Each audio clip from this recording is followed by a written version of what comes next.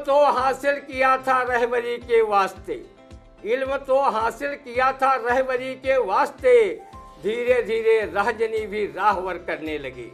दुश्मनी करके नहीं महफूज रह पाएगा तू, हम सलूके दुश्मनी तुझसे अगर करने लगे। मंत्री का बहुत चालू है पिए, मंत्री का बहुत चालू है पिए, रोज दिखलाता नए जादू है पिए। सबको आसानी से ठगता इसलिए, देखने में साधु लगता है पिए। ईमान बेच दूं टुकड़ों पर, ईमान बेच दूं टुकड़ों पर, ये मेरे बस की बात नहीं। मैं सच्चे पथ का राही हूं, कह सकता दिन की रात नहीं।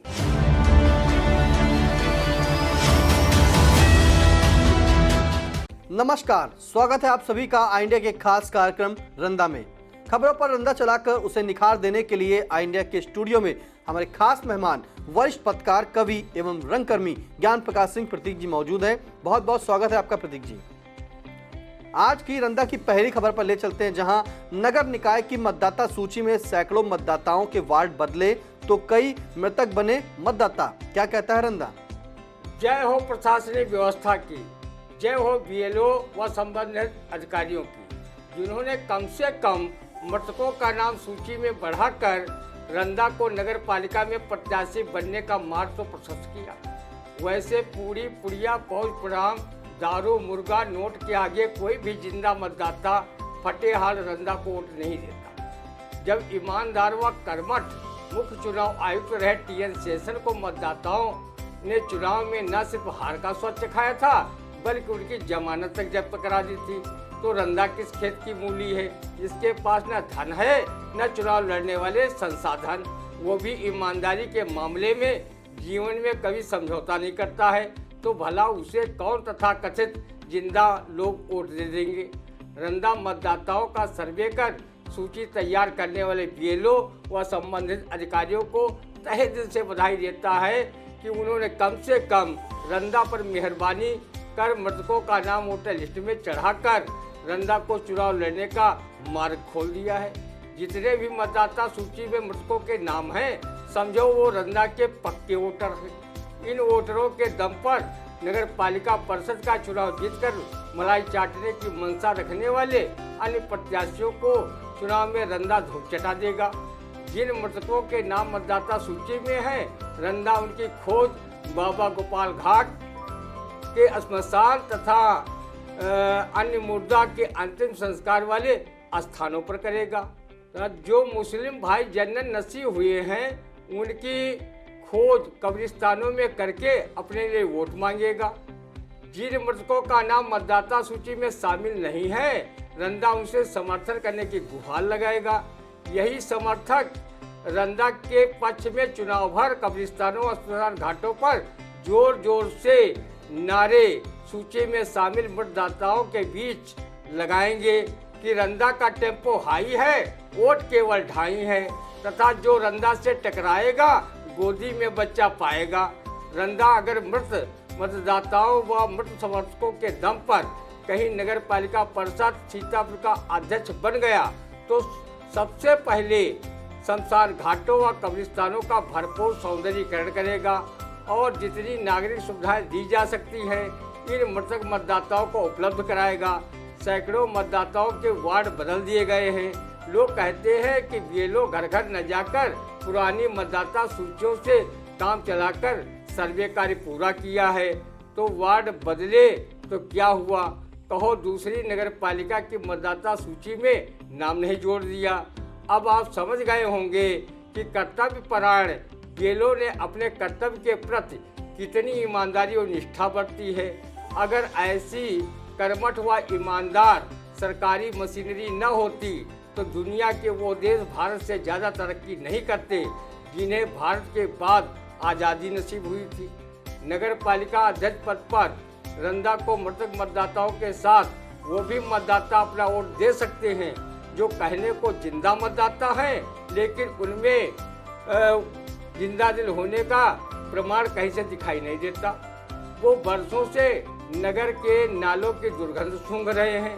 मच्छरों से कटवाकर डेंगू मलेरिया तक के शिकार हो रहे हैं, पर वो अपनी जुबान से पालिका के जिम्मेदारों के प्रति कुछ नहीं कहते।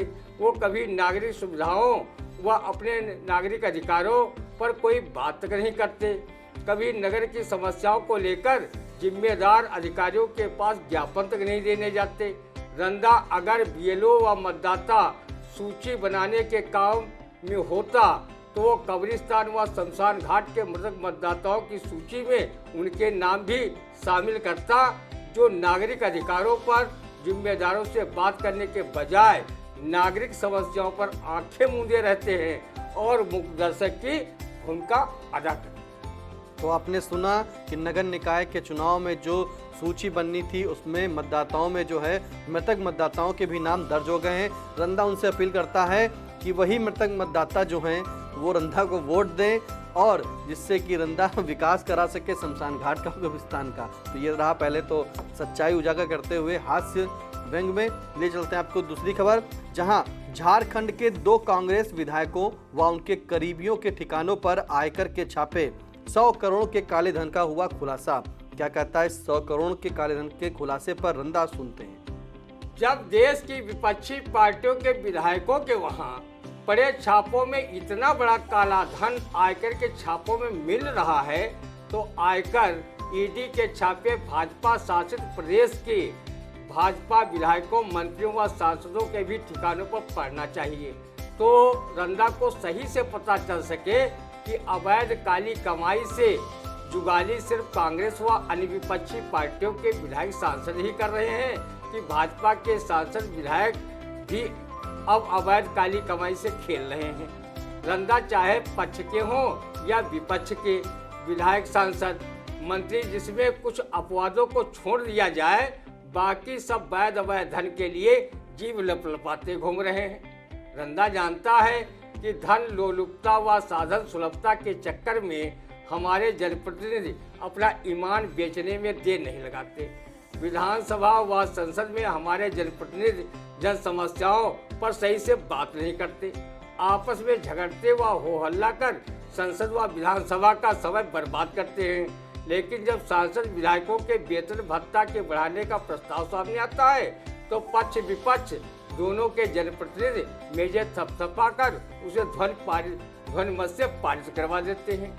आज तक किसी भी राजनीतिक दल के सांसदों व विधायकों ने सदन में अपने वेतन भत्तों को कम करने या कार्यकाल के समाप्त होने पर अपनी पेंशन को खत्म किए जाने की मांग कभी नहीं की, जबकि 60 साल तक सेवा करने वाले सरकारी कर्मचारियों की पेंशन खत्म किए जाने की पेशकश सरकारें कर चुकी हैं। कर्मचारी पुरानी पेंशन बहाली की मांग को लेकर समय समय पर आंदोलन कर चुके हैं, पर ढाक 3 पात ही रहे हैं।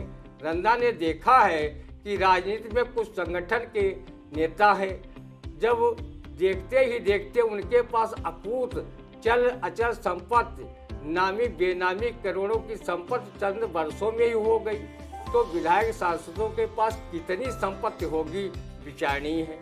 रंदा ऐसे जनता के राजस्व के धन को लूटकर मालामाल होने वाले सांसदों, विधायकों, मंत्रियों की लानत मनानत मशहूर शायर महफूज रहमानी की शेर से करता है। इल्म तो हासिल किया था रहबरी के वास्ते, इल्म तो हासिल किया था रहबरी के वास्ते, धीरे धीरे रहजनी भी राहवर करने लगी, दुश्मनी करके नहीं महफूज रह पाएगा तू, हम सलूके दुश्मनी तुझसे अगर करने लगे। तो आपने सुना ईडी के द्वारा जो छापे मारे जा रहे हैं उस पर रंदा की टिप्पणी। ले चलते हैं आपको अगली खबर पर, जहां गोला गोकर्णनाथ सीट पर भाजपा प्रत्याशी अमन गिरी ने सपा प्रत्याशी विनय तिवारी को 34,298 मतों से अंतर से हराया। क्या कहता है रंदा? चलो इस बम्पर जीत से अमन गिरी को अपने विधायक पिता अरविंद गिरी के खोने का कुछ तो गम कम हुआ होगा।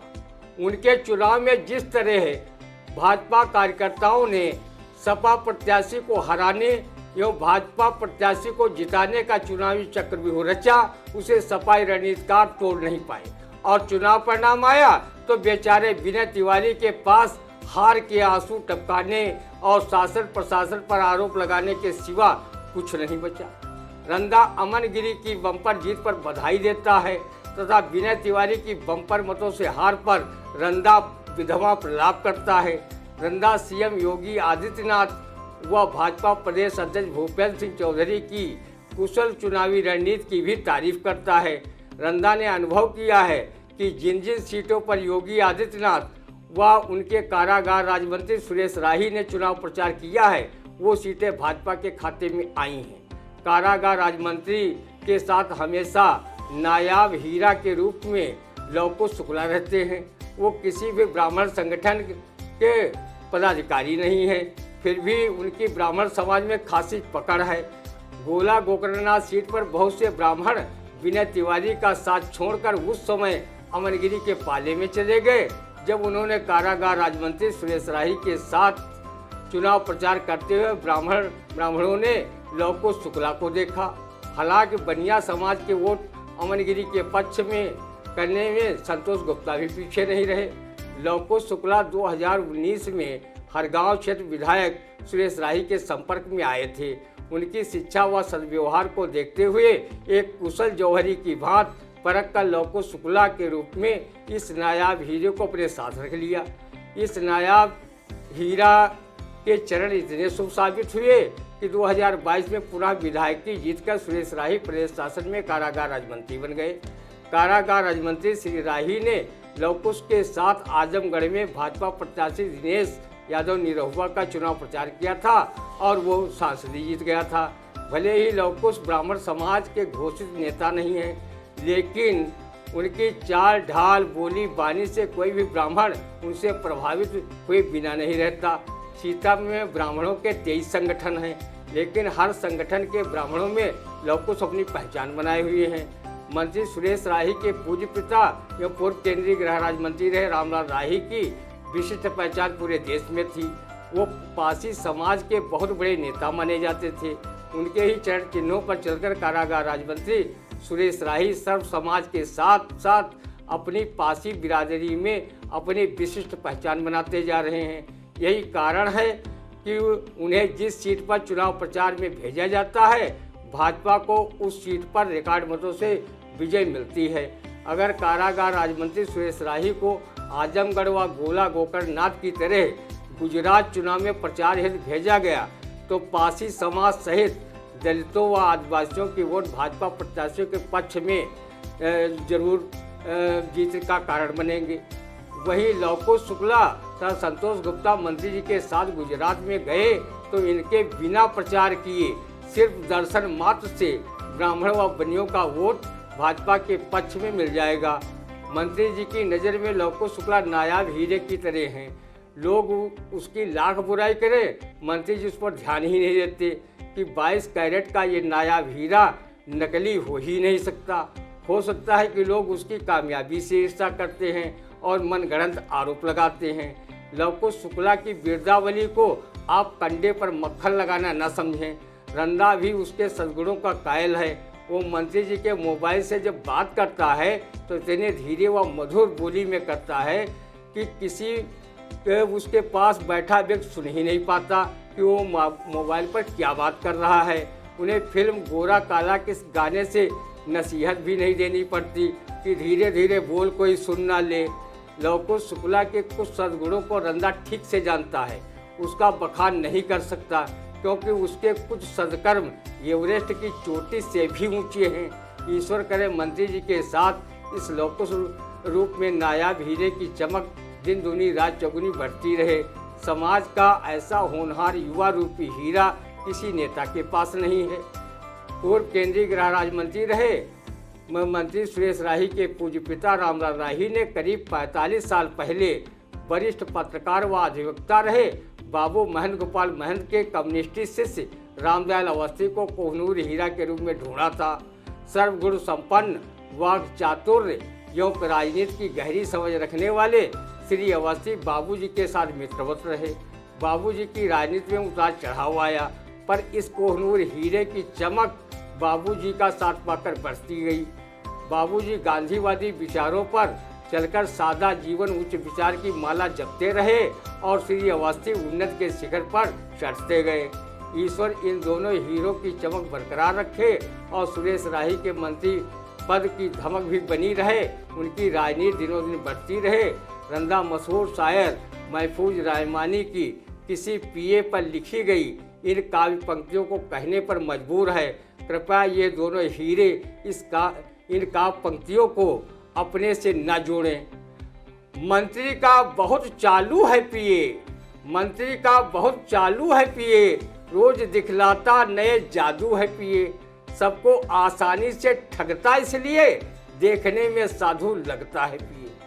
तो बिल्कुल आपने सुना कि जो गोला गोरखनाथ की सीट से अमन गिरी भाजपा के प्रत्याशी जो थे वो जीत गए हैं, उसके लिए रंदा उन्हें बधाई देता है। वहीं सपा के प्रत्याशी विनय तिवारी जो हार गए थे उस पर रंदा विधवा विलाप करता है।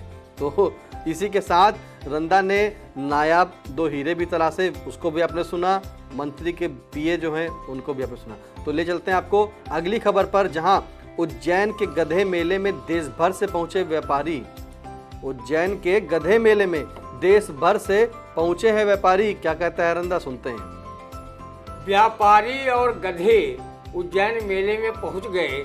ये गधे का बाप रंदा मेले में नहीं पहुंचा, जो अपने बेटों की उसी तरह खरीद फरोख्त देखता जैसे दहेज लुलू पिता अपने लड़के की बिक्री कन्या पक्ष से करते हुए दिखाई देता है। रंदा के प्रिय पुत्र गधे काफ़ी कर्मयोगी हैं। बहुत गधे बिककर धोबी घाट की शान बढ़ाएंगे तो बहुत से देश के नवनिर्माण में भूमिका अदा करते हुए ईंट भट्ठों पर ईंटें अपनी पीठ पर ढोएंगे। रूखी सूखी खाकर घेचू के गीत गाएंगे। रंदा कभी गधे की सवारी इसलिए नहीं करता क्योंकि बौद्धिक लोग कहेंगे कि देखो कनिष्ठ गधा की पीठ पर सवारी कर रहा है।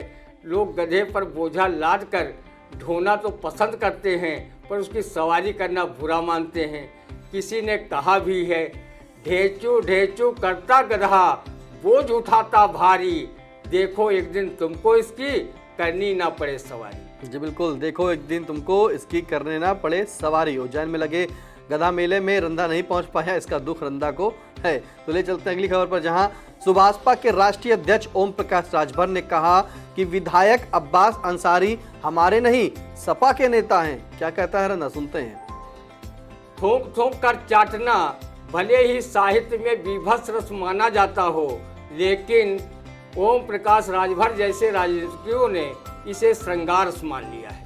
आंखों में धूल झोंकने की कला अगर सीखनी हो तो वो सुभाषपा के राष्ट्रीय अध्यक्ष ओम प्रकाश राजभर से सीखें। वो अपने पार्टी के विधायक अब्बास अंसारी को सपा का नेता बताते घूम रहे हैं। इतना सफ़ेद झूठ तो कोई भी नेता, अभिनेता या जनसामान्य का व्यक्ति नहीं बोल सकता। जितना सफ़ेद झूठ एड़ी उठाकर सुभाषपा के विधायक अब्बास अंसारी को लेकर ओम प्रकाश राजभर बोल रहे हैं। कोई इनसे पूछे, जब अपनी पार्टी का टिकट देकर उन्हें विधानसभा का चुनाव लड़वाया और वो चुनाव जीतकर विधायक भी बने, उस समय तो विधायक अब्बास की पीठ थपथपाते आप नहीं थक रहे थे। जब वो अपने कानूनी पचड़े में फंसकर अपने पिता माफिया डॉन मुख्तार अंसारी की तरह जेल के मेहमान बनने जा रहे हैं, उस समय आप उन्हें अपनी पार्टी का विधायक बताने से साफ इनकार कर सपा पर अब्बास अंसारी के पापों की गठरी से थोप रहे हैं। किसी शायर ने सच ही कहा है कि बने बने में लाखों निसार होते हैं, बन के बिगड़ जाती है तो दुश्मन हजार होते हैं। सुभाषपा व सपा जैसी राजनीतिक पार्टियों को रंदा किसी प्राइवेट लिमिटेड कंपनी की तरह देखता है। सुभाषपा अपने विधायक अब्बास अंसारी को जहां सपा का नेता बता रही है, वहीं सपा के चुनाव चिन्ह पर जीते शिवपाल सिंह यादव प्रसपा के अध्यक्ष बने हुए हैं। इन पार्टियों में शिवपाल यादव व अब्बास अंसारी जैसे नेता दो पार्टियों का एक साथ आनंद फ्राई कर रहे हैं। शिवपाल की अपने भतीजे अखिलेश यादव से पटरी नहीं खा रही है, तो अब्बास अंसारी ईडी जांच व कानूनी पचड़े में फंसने से अब उनकी पार्टी के राष्ट्रीय अध्यक्ष अपने पार्टी का नेता बताने से परहेज कर रहे हैं। रंदा ने अनुभव किया है, जब किसी व्यक्ति के सितारे गर्दिश में होते हैं तो उसकी छाया तक उसका साथ छोड़ देती है, और जब सितारे बुलंद होते हैं तो उसके आगे पीछे न जाने कितने लोग शुभचिंतक बनकर टहलने लगते हैं। जिंदा आदमी की कौन कहे, भूत प्रेत तक उसका साथ देने लगते हैं। देश प्रदेश में जब तक जातिवादी राजनीतिक पार्टियां अस्तित्व में रहेंगी तब तक ऐसे ही नज़ारे राजनीति में देखने और सुनने को मिलेंगे। भाजपा को कभी पानी पी कर कोसने वाले राजभर आजकल योगी सरकार की बड़ाई के गीत गा रहे हैं और सपा सुप्रीमो अखिलेश यादव व उनकी पार्टी सपा को आरोपों के कटघरे में खड़ा करने की कोई कसर नहीं छोड़ रहे हैं। राजभर जैसे नेताओं की बातों पर रंदा कभी विश्वास नहीं करता। ऐसे नेताओं का कहीं पुत्र कानूनी पचड़े में फंसा होता तो वो कह देते ये पुत्र हमारा नहीं बल्कि हमारी जनसेवा का प्रसाद है। जैसा पूर्व मुख्यमंत्री स्वर्गीय एन.डी. तिवारी ने अदालत में बरसों चले मुकदमे के बाद शेखर तिवारी को अपना जैविक पुत्र माना था और डीएनए टेस्ट कराने की नौबत से बच गए थे। जी बिल्कुल सही कहा आपने कि राष्ट्रीय जो है अध्यक्ष सुभाषपा के ओम प्रकाश राजभर वो अपनी बात पर खुद पलट जाते हैं। याद होगा प्रतीक जी कि पहले भी उन्होंने जो है जब सपा से गठबंधन किया था उसी दौरान उन्होंने कहा था कि ये लाल और पीली टोपी देख के जो है भाजपा जो है खुद लाल पीली हो रही है। इस पर कुछ कहेंगे? वो जो है ऐसे नेताओं को हम गिरगिट की तुलना से ज़्यादा कुछ नहीं कह सकते। वो रंग बदलने में माहिर होता है गिरगिट, वैसे नेताओं को भी रंग बदलना आता है। वो समय के साथ ही अपनी परिभाषाएं तय करते हैं। जी बिल्कुल सही कहा आपने। तो ले चलते हैं आपको अगली खबर पर, जहां वृंदावन में सीएम योगी आदित्यनाथ ने कहा कि 9 लाख से अधिक गौवंश की देखभाल कर रही है सरकार। क्या कहता है रंदा, सुनते हैं। सीएम साहब, जब 9 लाख से अधिक गौवंशों की देखभाल सरकार कर रही है, सरकार ने पशुबाड़े भी बनवा कर दे दिए हैं, तो फिर किसानों की फसल झुंडों में जाकर क्या गौवंशों की जगह रंदा चल रहा है? सीएम साहब, पशुबाड़ा गौ आश्रय स्थल सिर्फ कहने को हैं, इनमें बड़ा पैसे का खेल चल रहा है।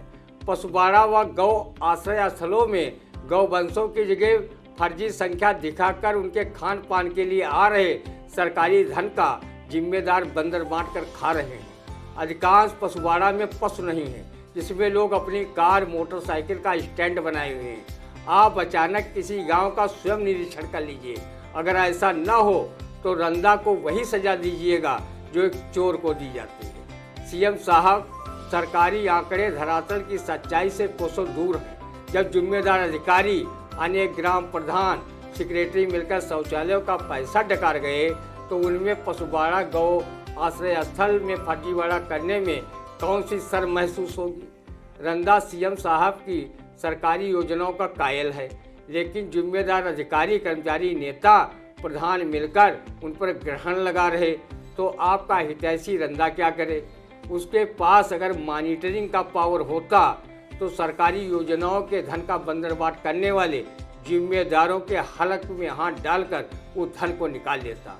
रंदा को सीएम साहब से अपील है कि वो जन कल्याणकारी योजनाओं की मॉनिटरिंग अवश्य कराएं, नहीं तो ये सरकारी धन के भुक्खड़ अधिकारी नेता मिलकर पूरी योजनाओं का धन ही डकार जाएंगे, जिससे आप जैसे ईमानदार मुख्यमंत्री के शासन की बदनामी पूरे देश प्रदेश में। जी बिल्कुल सही कहा आपने कि जो गौ आश्रय बनाए गए थे, सरकार एक तरफ कहती है कि हमने गौ आश्रय बनाए हैं और जो पशु हैं, आवारा पशु, उनको बंद किया है, लेकिन फिर भी फसल जो किसानों की है वो आवारा गौवंशी चल रहे हैं। रंदा की एक अपील है कि मुख्यमंत्री खुद जो है इसकी मॉनिटरिंग करें और जो अधिकारी व अन्य लोग जो हैं, नेता, इस गौ आश्रय के धन को डकार रहे हैं उसको देखें।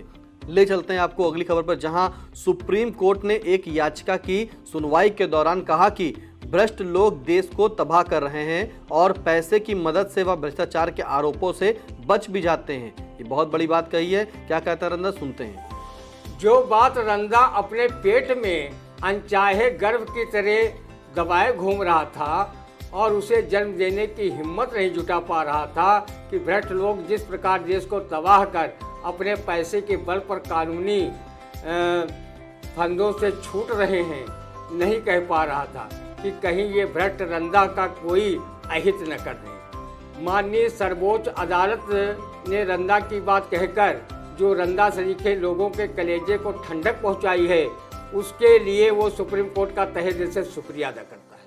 रंदा ने देखा है कि गरीब व्यक्ति अगर किसी निचली अदालत से अपेक्षित न्याय नहीं पाता है और वो उच्च न्यायालय या सर्वोच्च न्यायालय में उस निचली अदालत के निर्णय के विरुद्ध अपील करना चाहता है तो आर्थिक गरीबी आड़े आ जाती है।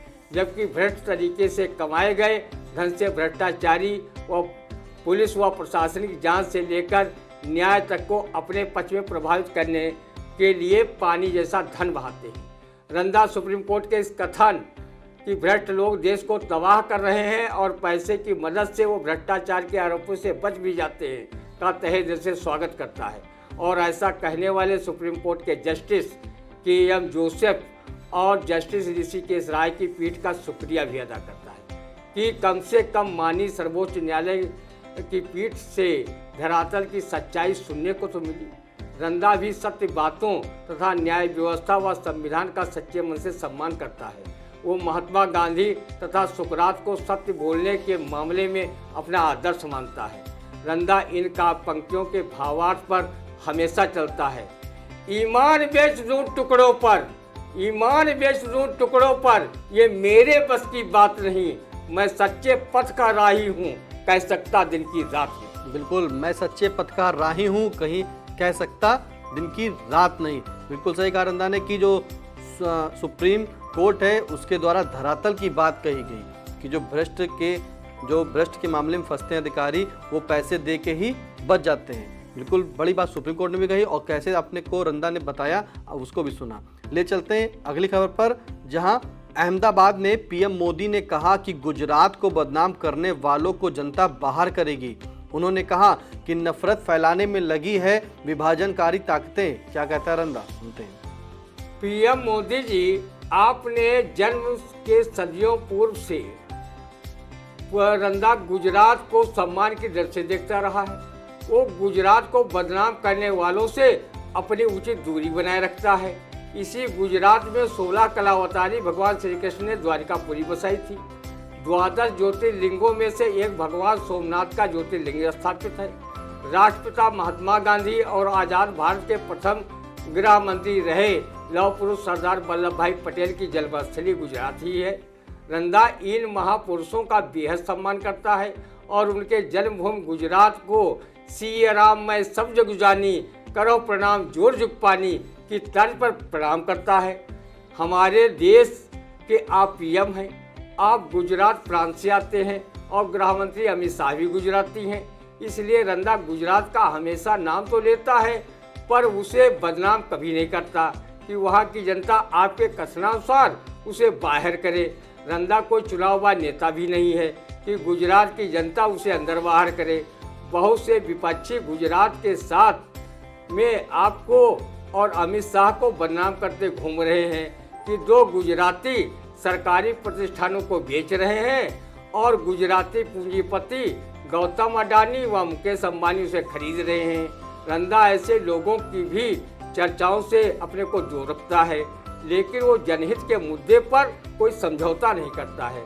पीएम साहब, आपने फरमाया कि नफरत फैलाने में लगी है विभाजनकारी ताकतें, तो रंदा इतना सुझाव देना चाहेगा कि जब गुजरात में डबल इंजन की सरकार है तो फिर वो विभाजनकारी ताकतों से क्यों नहीं निपट रही हैं।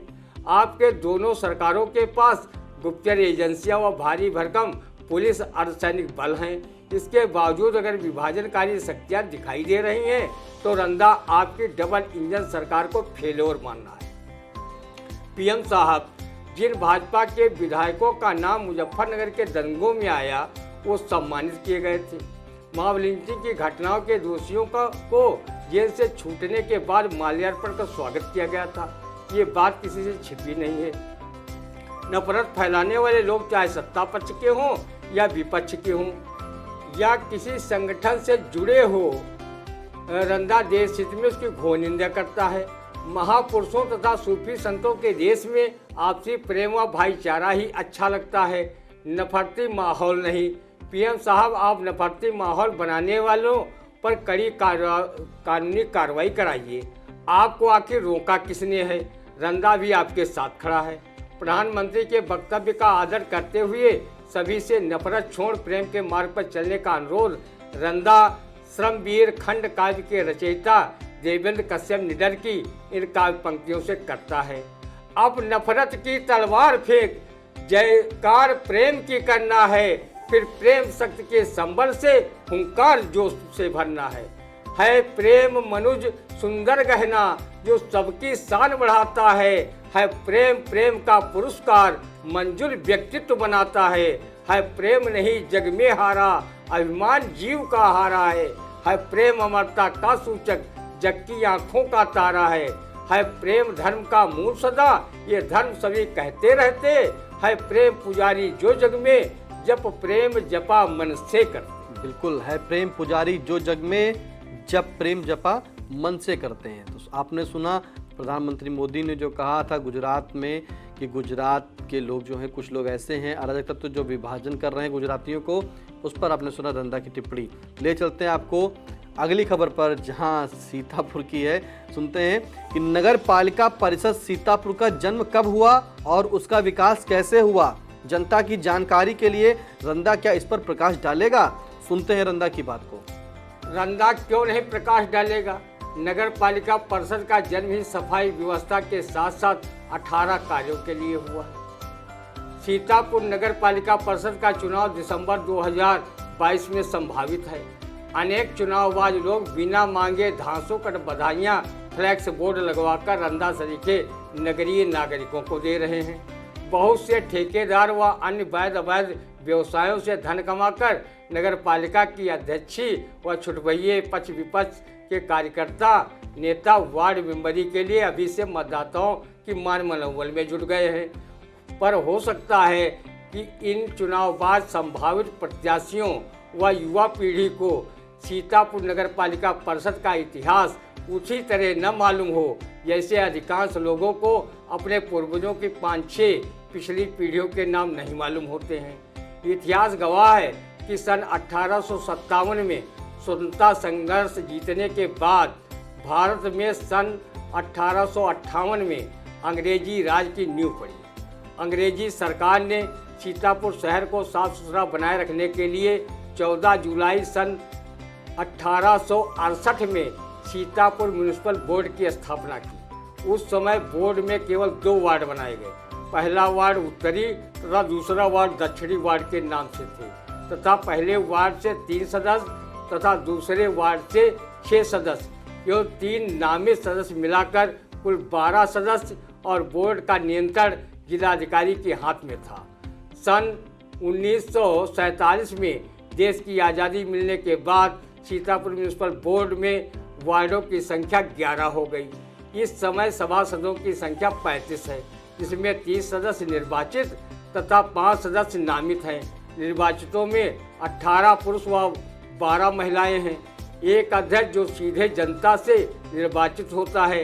नगर पालिका परिषद को संवैधानिक दर्जा 74वां संविधान संशोधन अधिनियम सन 1952 जो लोकसभा में 22 दिसंबर 1992 तथा राज्यसभा में 23 दिसंबर 1992 व देश के आधे से अधिक राज्य विधानसभाओं द्वारा अनुमोदित किया गया और अंततः 20 अप्रैल 1993 को स्वीकृत हो गया। आजकल सीतापुर नगर पालिका परिषद का चुनाव परिषद की कार्यप्रणाली तथा किए जाने वाले कार्य आज संविधान के अनुसार संपन्न होते हैं। भारतीय संविधान की 12वीं अनुसूची में परिषद के 18 कार्य दर्ज हैं। सीतापुर नगर पालिका का चुनाव 2022 के आखिरी महीने अर्थात दिसंबर माह में होना संभावित है। सीतापुर नगर पालिका अपने आप में ऐतिहासिकता को संजोए हुए है। 17-18 अक्टूबर 1925 को राष्ट्रपिता महात्मा गांधी आज़ादी की अलग जयगाने सीतापुर आए थे। म्यूनिसिपल बोर्ड में गांधी जी का भव्य स्वागत तत्कालीन बोर्ड अध्यक्ष शंभूनाथ टंडन व वार्ड के सभासदों ने किया था।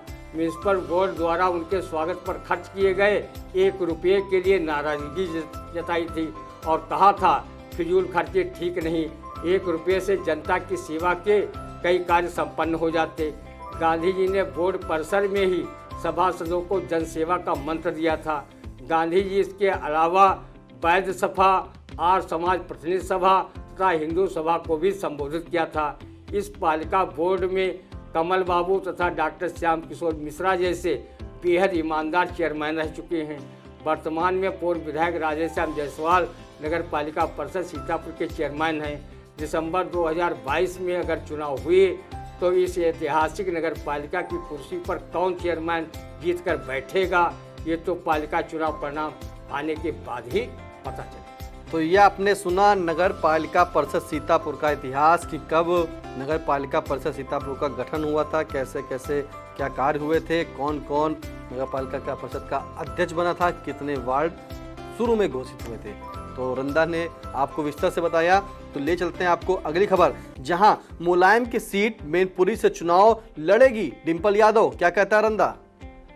टीपू भैया के परिवार व पिता की विरासत वाली सीट पर डिंपल यादव के चुनाव लड़ने की घोषणा से रंदा मोगंबो जैसा खुश हुआ कि चलो इस सीट पर टीपू भैया न सही, उनकी पत्नी डिंपल यादव अपने ससुर व धरती पुत्र रहे मुलायम सिंह यादव की सीट पर चुनाव लड़ने जा रही हैं। इस चुनाव में अगर डिंपल के चचिया ससुर शिवपाल यादव व फुफेरी सास मायावती उन्हें आशीर्वाद प्रत्यक्ष या अप्रत्यक्ष रूप से मदद कर दें तो रंदा भी उनकी मदद की कुछ सोचे, जिससे किसी के चुनाव से कुछ लेना देना भी नहीं है। अखिलेश जी उपचुनाव में आप आजमगढ़, रामपुर व गोला गोकर्णनाथ की तरह सपा प्रत्याशियों जैसा मैनपुरी सीट पर भी सपा का सुपड़ा साफ न करवा देना। जमकर चुनाव प्रचार धरातल पर उतर कर करना। अन्य चुनाव वाली सीटों की तरह ट्वीट ट्वीट का खेल मत खेलना, नहीं तो चुनाव में पराजय के बाद भी आपको ट्वीट करना पड़ेगा कि प्रशासनिक अमला भाजपा कार्यकर्ता बनकर काम कर रहा है, चुनाव में धांधली हुई है, आप चलने में गाय दुहें और फिर कर्म को लाग दें वाली कहावत को न सिद्ध करना। जब भाजपा के मुख्यमंत्री व बड़े नेता उपचुनाव के प्रचार में जाते हैं तो तुम्हें चुनाव प्रचार करने में कौन सी लज्जा आती है? जमीन पर उतरकर जन समस्याओं के लिए आंदोलन करना तो समाजवादियों का चरित्र रहा है। ये रंदा से न सीखते न सही, अपने पिता स्वर्गीय मुलायम सिंह यादव व चाचा शिवपाल यादव से जरूर सीख लिए होते कि उन्होंने गांव-गांव साइकिल चलाकर सपा खड़ी की थी और आंदोलनों में पुलिस के लाठी डंडे भी खाए थे। आप उनकी विरासत को भी सही ढंग से नहीं संभाल पा रहे हैं। अच्छी बात है, चुनाव में अगर डिंपल यादव भाग्यवश चुनाव जीत गई तो रंदा भी उन्हें जीत की बधाई देने व मिठाई खाने आ जाएगा। मैनपुरी से स्वर्गीय मुलायम सिंह यादव की बहू डिंपल यादव के चुनाव लड़ने की बात को आपने रंदा सुना। रंदा ने यह भी कहा कि अगर डिंपल यादव भाग्यवश चुनाव जीत गई तो रंदा उन्हें जीत की बधाई देने व मिठाई खाने जरूर जाएगा। तो आज का रंदा आप सभी ने सुना, कैसा लगा कमेंट करके जरूर बताइए। और हाँ, हमारे चैनल आई इंडिया को जो है लाइक करें, सब्सक्राइब करें और बेल आइकन जरूर प्रेस करें। आज के लिए इजाज़त दीजिए, फिर मिलते हैं अगले रविवार सुबह। नमस्कार।